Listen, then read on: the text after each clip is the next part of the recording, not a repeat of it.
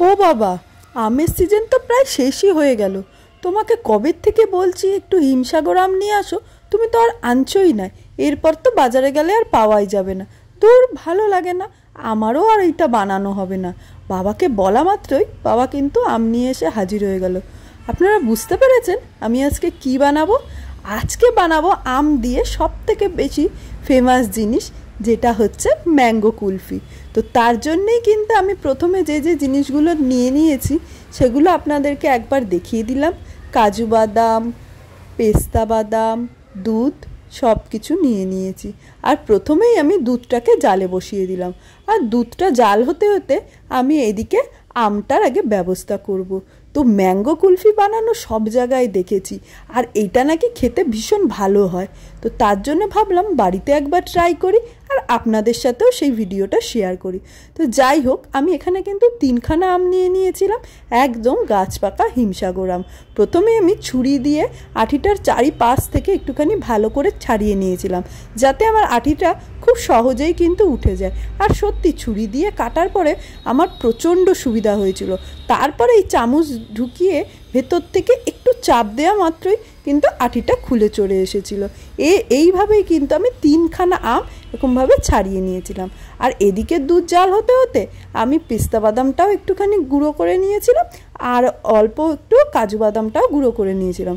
তো প্রথমে কিন্তু আমি কাজু বাদামটা দিয়ে দেবো। তো কাজু বাদামটা দিয়ে 500 আমি দুধ নিয়েছিলাম, সেটাকে একদম কিন্তু শুকিয়ে ফেলতে হবে। আর দেখুন, চিনিটাও কিন্তু আমি একদমই কম দিয়েছি। কারণ হচ্ছে এই দুধটা আমি দেবো বলে আমি কিন্তু চিনিটা একদম কম দিয়েছি, কারণ এই দুধে প্রচণ্ড মিষ্টি হয়। তো তার জন্যেই আমি চিনিটা একদমই সামান্য দিয়েছি। এরপরে দিয়ে দিলাম কিন্তু পেস্তা বাদাম। আর এই পেস্তা বাদামটা দেওয়ার পরে কিন্তু আমি এটাকে ভালো করে জাল দিতে থাকবো। আর পেস্তা বাদামটা দেওয়ার পরে দেখুন কালারটাও কিন্তু চেঞ্জ হয়ে গেছে। যাই হোক, কিছুক্ষণ ঠান্ডা করার পরে দেখেছেন দুধটা কতটা আমি ঘন করে দিয়েছিলাম। একদম এই 3টে আমের জন্য একদম আমার পারফেক্ট হয়েছিল। তো এরকম করে কিন্তু প্রত্যেকটা আমের মধ্যে আমি একদম ভর্তি করে করে দিয়ে দিয়েছিলাম। তো দেখুন, আমার না দেখে এখন আমি ভয়েস ওভার দিচ্ছি, এতই লোভ লাগছিল যে কি বলবো। তো এরপরে কিন্তু আমি প্রত্যেকটা আমের একদম মুখ পর্যন্ত ভর্তি ভর্তি করে দিয়েছি। তারপরে আমি এই মুখগুলোকে আটকে দেবো। আর আরেকটা কথা আপনাদেরকে ভালো করে বলে দিই, সেটা হচ্ছে এই আমগুলো আটকানোর পরে কিন্তু আপনাদের চারিপাশে অবশ্য করেই কিন্তু আটা দিয়ে আটকে দিতে হবে।